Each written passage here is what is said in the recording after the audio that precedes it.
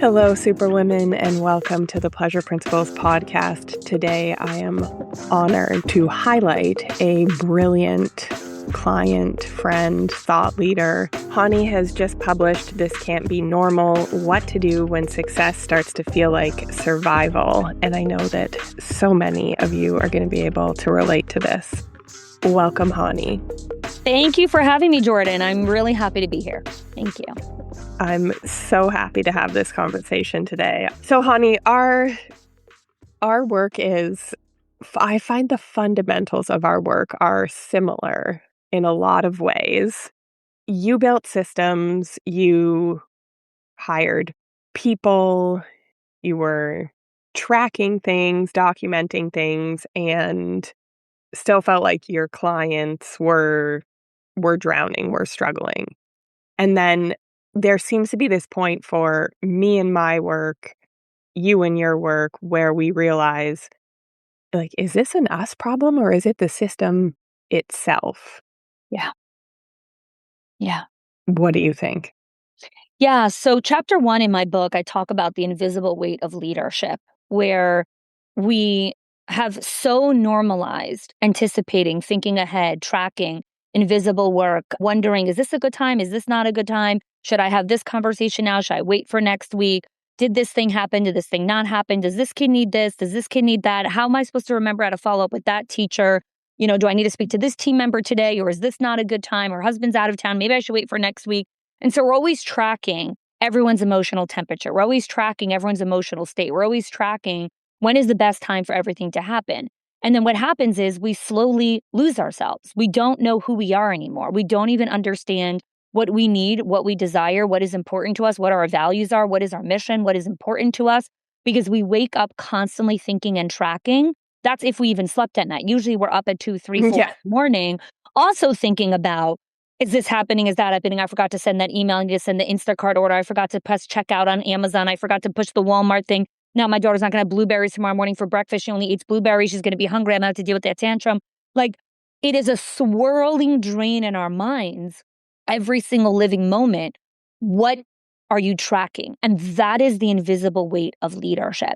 And it is suffocating and crushing, specifically to women. And I talk a lot about the health impacts of that. And so we are well versed in that side of things. Yes. Where that invisible weight, if we carry it long enough, will actually negatively affect our health. If it's autoimmune disease, hormone imbalance, insomnia, etc. And then we get to this point where it's just like it's such our normal. It's so embedded that we almost don't even take a second to stop and look at the bigger picture because we're just one foot in front of the other, putting out fires. So what does this can't be normal mean to you? Yeah. So when I had this moment where I said this can't be normal because I had stacked every solution on top of each other. I literally optimized my health to the T. That's why I worked with you. I was like, okay, I got to do this. I got to make sure I have my supplements. Got to make sure I have my vitamins. I got to I literally did everything right. Then I started to create other massive solutions in the business. I hired, I delegated, I put a bunch of systems and infrastructure in place. I put all of these things in place. Then I started a ritual of taking solo retreats where once a quarter I would go away by myself for 3 days where I, escaped all responsibility and I would exhale and I'd be like, oh my God, this is amazing. I finally cracked the code and I'd come back. And then 5 days later, I'd be like, and when's my next retreat? Like, when do I get relief again? And so at a certain point, I finally said, this can't be normal. It cannot be normal that I have everything that I've ever prayed for, every type of success in my life. Marriage, children, money, family, rest, holiday, like everything that I've ever desired in my life, I had. And I was crushing and suffocating, and I do not use those words lightly. I was dying in my own life. That is what this can't be normal means. And I want to sit with the weight of that for a second because I know that all of our listeners can resonate. And that's why they're here. That's why they're listening, because they have that moment of, okay, I have everything I've ever wanted and I'm, you said crushed, suffocating, drowning. Like we Yeah. could use all of these adjectives to describe it. And then Yeah.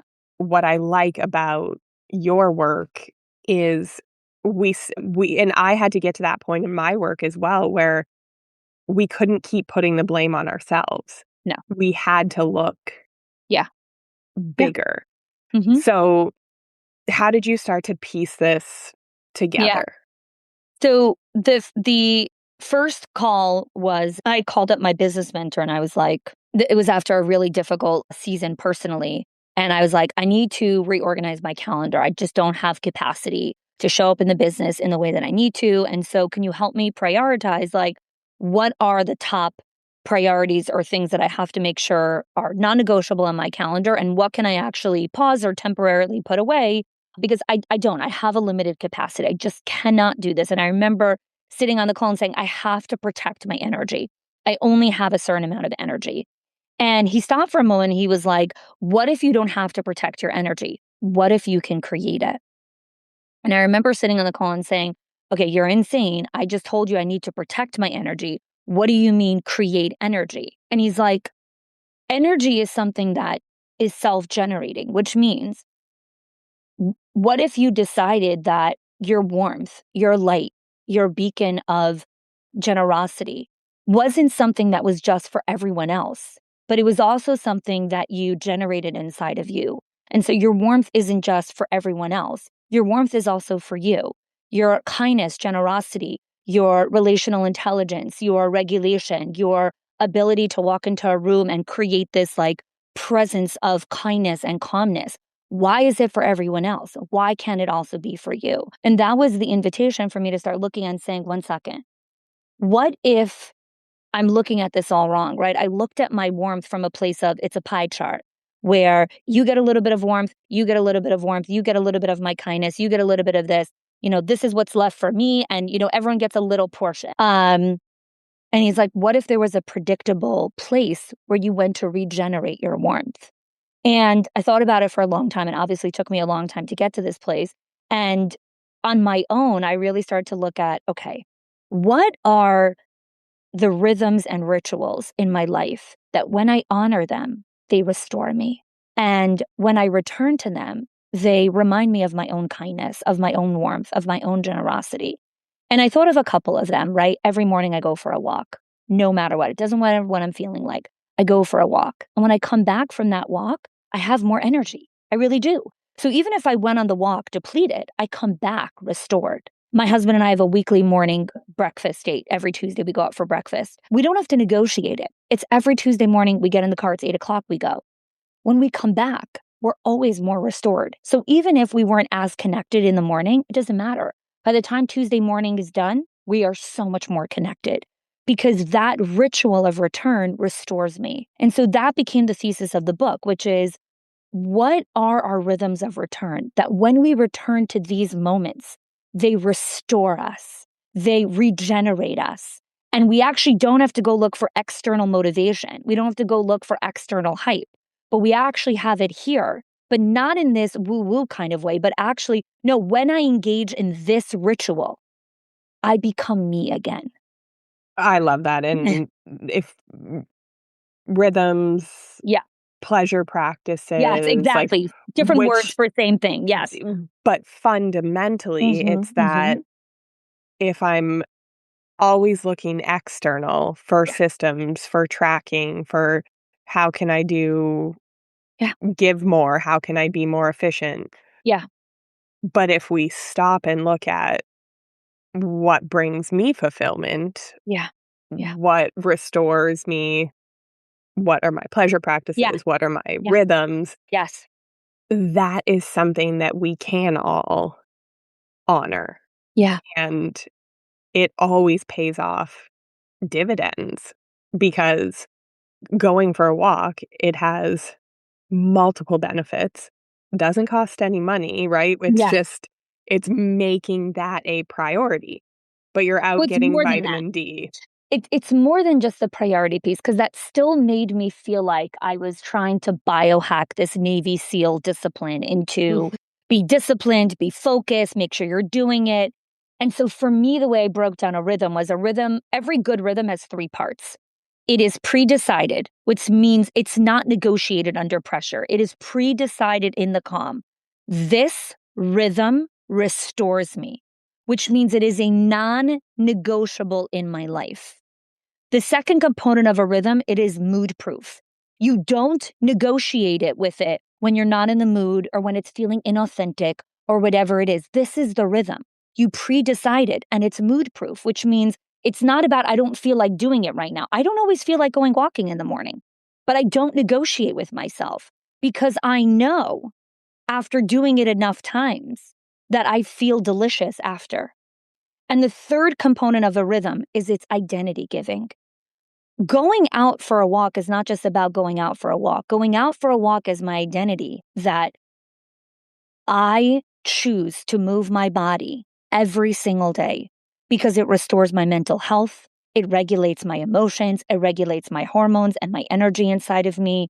It balances me. It reminds me that I can choose me, even in a world of being a mom of 4 kids, a daughter, a sister, a friend, a business owner. This is me and I choose me. And so phenomenal rhythms have those 3 components. And I think for me, the most important piece is it's pre-decided. It is not renegotiated under pressure. And there are many mornings when I can negotiate and say, I just can't do it today. Something else is more important. But that's me negotiating under pressure. That is me renegotiating and relitigating. It's actually not so important, which is why we don't need 90 rhythms. You need a handful of a couple of rhythms that restore you. Those are like my pleasure anchors, right? Those Yes, things exactly. that non-negotiable, this Yes. is what we're going to do Mhm. no matter what. Yeah. And you need support, Jordan. You need We support, do. meaning my husband knows these rhythms, which means he doesn't try to negotiate them with me. So it's not, hey, honey, is it okay if you walk for 10 minutes less today? Like, I really need you to help me with X, Y, and Z. He will not ask me that because part of my rhythms is I actually need support to honor them. And that's where a lot of us get stuck in yes, our yes, personal life yes. or in our Business, right? business Yes. because we had been the ones doing so much Mhm. that there was no one to Right. honor our Yes, rhythms yes, yeah, yeah. or support us in, we want to take a bath at night. Well, that means our partner has to 90 step up. tasks that we have to do. And we're like, no, thank you. I actually don't want to do the 90 tasks, right? And so that's when we renegotiate. So it's having the conversation with our partner and saying, this is important to me. And if I have to run an entire checklist and marathon to go do this one thing, it isn't worth it. It's not worth it. It is too much effort just to take a bath. And so I need your support.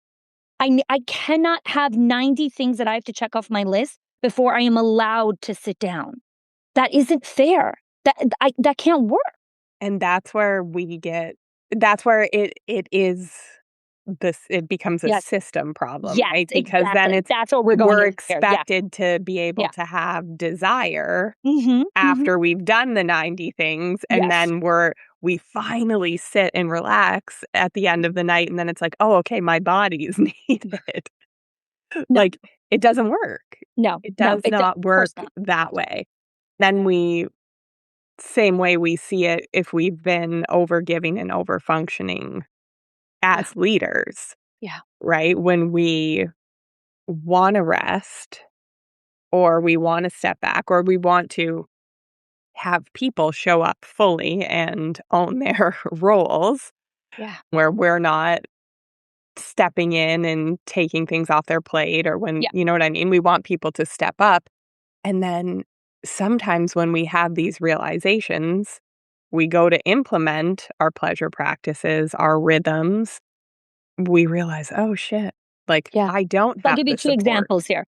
Yes, I'll give you 2 things here because you brought two things to light. So I think the first thing is recognizing I have needs. And having needs means you're human. Hi, welcome. Come sit down and have a seat with us. We're all human here. Yeah. But And most we of are us supposed to have have needs. needs. Not stating your needs doesn't make you not have needs. It just hides them, and then they have to show up in other ways. And it doesn't make us good wives, No. mothers, at So, business owners, even though we think it does. no, we think it does, right? Like, I don't need anything. I'm independent. And one of the things I look write at in my me. book, right? One of the things I write in my book is when you don't ask for anything and you don't know how to receive, you constantly show the people around you that isolation means strength. That the more you isolate yourself, the stronger you are. And that cannot be further from the truth. The more you isolate, the more vulnerable you are, the more weak you are, the more fragile your entire business and infrastructure, whether that's your relational economy or your business economy, becomes. So, it runs on us. And we isolate ourselves. And if we end up sick, or because that's when people are coming to me, it's like their bodies are breaking down from being so isolated and carrying so much, or their relationship is breaking down from the exact same thing, and that's not a sustainable. No. So we do it for a long time, 10, 20, 30 years sometimes. Until our body is like, until no the body more. crashes out. Right. So my body crashed out. Our marriages or our business, right? But we're going to just keep carrying that weight with a badge of honor. You crash. You will hold it until you crash. I had multiple crash points. One wasn't enough for me. I needed a few until I finally said, this can't be normal. And so I want to highlight a paradox here that I know a lot of your women, and I know I struggled with this, was that we want support, but we step into the system before the support is able to reveal itself because we are terrified of what we will actually see. We are terrified to step back and see, will they actually show up? We don't want to know the real answer. So we step in way before the person could even reveal their capacity. And so one of the exercises I do when I work with clients is, and I work in the context of school infrastructure, but this works in business and it works in any infrastructure, is you give someone a responsibility, right? You give someone, hey, could you please, you're responsible for this, or you're responsible to make the sandwiches for the kids before they go on the trip, okay? And we're leaving on the trip at 10 o'clock in the morning. I don't know, whatever it is, right? I'm giving an example here. 10 o'clock starts getting closer and you realize the sandwiches are not being made, okay? And so you're going into this thing where you are in chapter 1, the invisible weight of leadership. You're already anticipating the cost of not having the sandwiches. Oh my God, we're not going to have the sandwiches in time. We're going to leave late. What if we don't have the sandwiches? Then when we get to the park, the kids are going to be hungry. There's no food at the park. The nearest thing is over there. And this is like in 4 seconds. Yeah, we're already doing the gymnastics and the solutions. Yes. And you're like, I don't want to pay that cost. So I'm just going to remind them, by the way, just a reminder, you need to make those sandwiches. Boom, you've broken the system. You have broken the system because now you entered the system. You did not wait for the system to reveal. Will they remember without you prompting? Will they remember without your reminders? Because if people cannot move without your reminders and your prompting, you are always the shock absorber and the emotional stabilizer of every relationship that you need. Congratulations. You are the backstop for everything. And it's exhausting. And it's ruining our health and our joy. It's horrible. It is horrible. It is horrible. Okay. But the thing is that we don't want to wait to see, will the person show up for me? Because we're terrified of what that says about us. But if we do not wait to see where the system breaks, we never know where we actually have to sit down and say, this infrastructure isn't working. This can't be normal. It can't be normal for me to request to make sandwiches, and I still have to remind you to make the sandwiches. It means that I'm still making sandwiches. Maybe I'm not physically spreading cream cheese on bread, but I'm still making sandwiches. Yeah, we are still carrying the emotional weight and labor of that task. Yes, exactly. And so we have to wait to see where the system will break. And you have to recognize where you enter the system. So let's stay with the sandwiches example, okay? So I'm realizing, oh my God, I'm afraid that they're going to forget to make the sandwiches. Okay, how do I regulate myself in this moment, right? I need to steady myself. I need to return to my rhythm right now, which is, what do I do when the unpredictable arrives? This is what I talk about in chapter 4, because the unpredictable is coming, ladies. It always is. This isn't a new concept. It doesn't matter how much infrastructure you build. There will still be unpredictability. Welcome to life. But when the unpredictable comes to my door, do I rescue and come in and try to immediately stabilize everything? Or do I let people around me wobble a little bit? Do I let people figure it out and stay in my own power? I'm not going to rescue. It's okay. I could sit here on the couch and wait. I did what I said I was going to do. The sandwiches are going to get done when the sandwiches get done. And if we leave 10 minutes later, we may have to leave 10 minutes later. That trade-off is worth it versus always being the person that makes the sandwiches. But this brings me to my next piece here is why I talk about rhythms. You need to pre-decide in advance. You're going to make trade-offs. You're going to trade momentary discomfort and you regulating yourself in that moment of instability versus stepping in to stabilize. Because every time you step in to stabilize, you teach the infrastructure. I never have to learn how to do this on my own. I never have to build capacity. You will always figure it out. And you do because you're smart.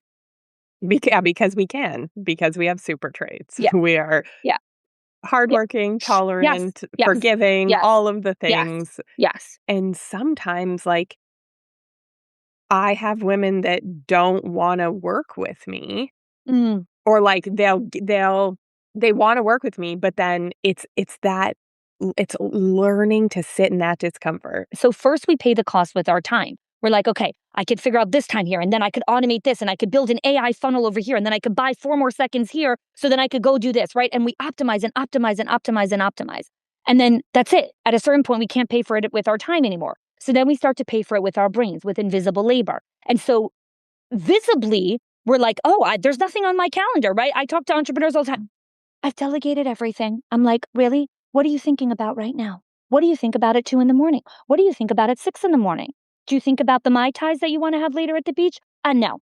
You think about the email that wasn't sent, the teacher that's not coming today, the parent who's pissed at you, and the licensor that's coming 3 days from now, okay? That's invisible labor. So no, you've actually not extricated yourself from the system. You're still in the system. So that's when you pay for it with your brain, with your relationships, with your emotional. Yeah, and sometimes with our wallets too. So the third place that we pay for it is our aliveness and our sense of vitality. And that is the final ultimate cost. And that is when every woman says, this can't be normal. But she will pay for it with time, with money, with relationships, with her health. She will pay for it all the way until she's like, I don't know who I am anymore. I am not alive. I'm not dead, but I am not alive. I have no vitality. I've lost my sense of warmth. I am completely unanchored. I am untethered from myself. I don't know who I am. And that is the ultimate cost when women finally say, this can't be normal. And they refuse to tolerate it any longer. Take us to that point for you. 5 months after my father-in-law passed away, I had a miscarriage at 11 weeks. And after my miscarriage, and then I had to get a surgery and all of that, that was my second breakdown where I was like, and again, for anyone that's listening to this, a miscarriage is not a woman's fault ever. This has nothing to do with anything. But for me, it was a signal of like, my body's still talking to me. So this is not my fault, but my body is talking to me. My body is telling me, you have got to slow down. This isn't working, honey. This cannot be normal. This isn't working. 5 months later, I had a second miscarriage. And that was a third breakdown where I was like, okay, I hear you, God. You're really talking to me right now. I understand something's up, right? The way that you start to rebuild yourself is not all in one fell swoop, right? Where people are like, and now I'm having boundaries, so I'm not talking to anyone anymore. I'm like, no, my friends. This is not about now you don't talk to anyone anymore. You titrate small moments where you watch people flail. And you're like, wow, I'm still alive even after they flailed. I'm still alive even after they tantrumed a little bit. Nobody ran away from me. Nobody quit. Nobody, threatened anything. Like, that's okay. And even if they did. And if they did, it was meant to be. I'm still It was okay. the path is opening for something greater. I'm still okay. And so those rhythms of return steady me in the most chaotic storms that are so unpredictable. But I can stand in myself and say, it doesn't matter what's happening around me. I can hold steady. I have a job to protect the company's standards, the mission, the vision, the values, and what we're doing. And this person consistently said, no, thank you. And yourself. Yes. Yes. The But company- even I wasn't even talking about that, right? Like, I need to protect this company. And this person isn't doing that. And I think it's a flaw and a gift, blessing and a curse that we have as women with super traits. Yes. That we have the ability to tolerate and overfunction and do all of those things. So when we need to put our capes on, it's amazing. Yes. We can do things that seem impossible, right, to others. Yes. But we always want to be like, what is the cost? And I think the fundamental thing is, number one, when people are showing us who they are, we need to believe them, right? And that's anyone in our lives. Yeah. Our parents, our partners, our children, our employees. Yeah. We need to believe them. Yeah. Yeah. And it's not our responsibility for everyone's happiness all the time. And we're conditioned that way, right? We are conditioned that way to look at other people's happiness, when we are in marriage, right? Parenting is the only relationship that is one-sided. And that's exactly. And that is okay, as it should be. That's how it should be. But with age appropriate things, because also for like we infantilize our children and we overgive to them, and we don't superwomen for the most part do not create resilient children, because we overfunction so much. Yeah. But relationships, marriage, friendships, business relationships, all of these things cannot be one-sided, right? And it's not about transactional tit for tat, and it's not about any of that. It's, do each of us have a place to show up fully and a safe landing here? Can we each make bids for connection and the other person will turn towards us?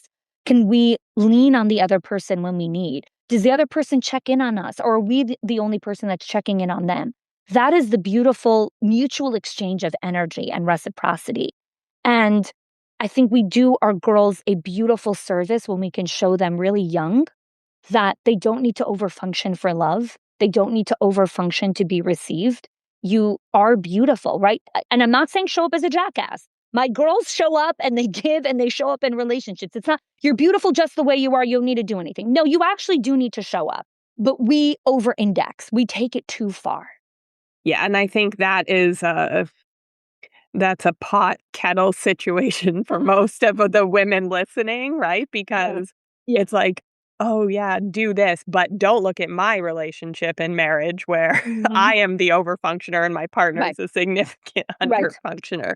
Right. So sometimes it's like the do as I say and not as I do. However, I do think that Can I interject on that for a second? That's why this book took me 4.5 years to write, because I've lived every single one of those chapters. When I was writing something, I was like, I don't live this yet. I need to live this. I need to embody this. And then the words will come out differently. And so when I look at the words on the pages, I'm like, I have walked through all of these rhythms. I have walked through all of these moments. And it doesn't mean that I'm perfect at it. That's not the goal. I write there very clearly. Yeah, and we teach what we know, or what we've had to learn. Exactly. Yeah. So you're going to return to them. You're going to mess up. You're going to overfunction again in certain moments. How quickly do you return? How quickly do you recognize? We're never expecting perfection anymore. Right. Like, I catch myself faster now, right? So I still enter the system. I still sometimes enter and start to overfunction, but I catch it way sooner. Like even mid-sentence, I'll be like, oh, I'm rescuing you. Okay, I'm going to go outside. I literally do that mid-conversation sometimes. Now I'm like, I'm rescuing you. I'm going to go outside right now because I can't trust myself yet to be in the room and not rescue. So I'll walk outside. Sometimes that's exactly what we have to do, is extract ourselves from the situation. I just pull myself out of the situation. Because we can't handle being there and witnessing it. And that's okay. Yeah. And does anyone die, or is everybody okay? No, it's fantastic. I just walk out, right? And that is what intimacy is. And I know we've talked about that ad nauseum over the years. Like, intimacy is not these Hollywood moments, right? Intimacy is like witnessing each other in the shit sometimes. And that is deeper and that's more connecting of like, if you can see into me and my deepest, darkest moments or the moments that I need to be held or I need to be heard and I'm supported, like that's connecting. It's amazing. It's amazing. The depth of connection, intimacy, and relationships that you will experience and how people will start to show up for you in a way that I never, ever realized my relationships could be this connected, this beautiful, that I can be this supported, that I can be held and seen and witnessed in this kind of way that people would, and I know it's crazy for people that are listening. I'm like, why wouldn't someone want to choose you? You're such a freaking awesome person, right? That doesn't matter, right? The narrative in my head is like, I'm always worried that people won't want to choose me. And so these moments when you can actually step back and you get to witness, look who shows up for you, right? Like, look who really is there. It's incredible. It's incredible to experience that. And it's, a 1,000,000-mile odyssey for me to continue this work. And that's why I wrote a book on it, because I want to bring this into schools, into infrastructure, into the relationships that people, primarily it's institutions that I work with and leadership teams, because the leader, it doesn't have to be normal for the leader to feel so isolated, for the leader to feel so alone, for us to feel so unseen and so unwitnessed in our one precious life that we have. And that's a really, really beautiful mission. And we all can take from these lessons. And I do want to highlight, because we show up like polished, like we have it down. And like you said, this was for a 4-year journey for you. And I want to give everyone listening permission that like these leaps do not happen overnight. I think the beauty of women recognizing how it's not just us entering this place of, now I'm not alone, now I'm more supported, or whatever it is. It's because that's a beautiful, byproduct. It's the people that I deeply love and care about are also more connected, are rich, leading more beautiful, rich lives, are more deeply connected to our children, right? They're more deeply connected to their people. My team members are able to build capacity and find more meaning in their work right now. Like the team members that I have right now in my business, like they are experiencing and meeting parts of themselves that were never possible when I overfunctioned for them.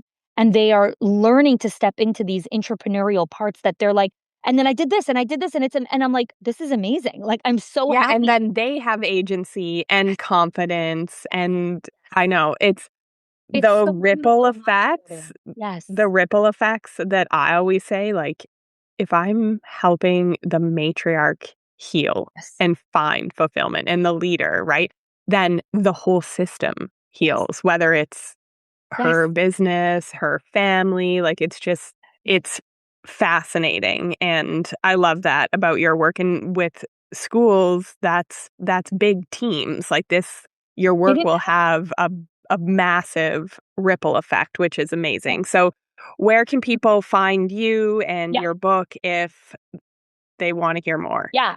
So the book is available wherever books are sold: Amazon, Walmart, Barnes & Noble. They can go to thiscan'tbenormal.com. There's more information there. They can download chapter 1 for free if they want to check it out. It's where I talk about the invisible weight of leadership. Yeah, wherever you want to go. It's just go onto the internet. You can find it. Can't Be Normal. What to do when success starts to feel like survival. Thank you, Chanie. And get her book. It's an amazing read. Thank you so much for sharing your wisdom and your thought leadership today. Thank you for having me, Jordan. This was great.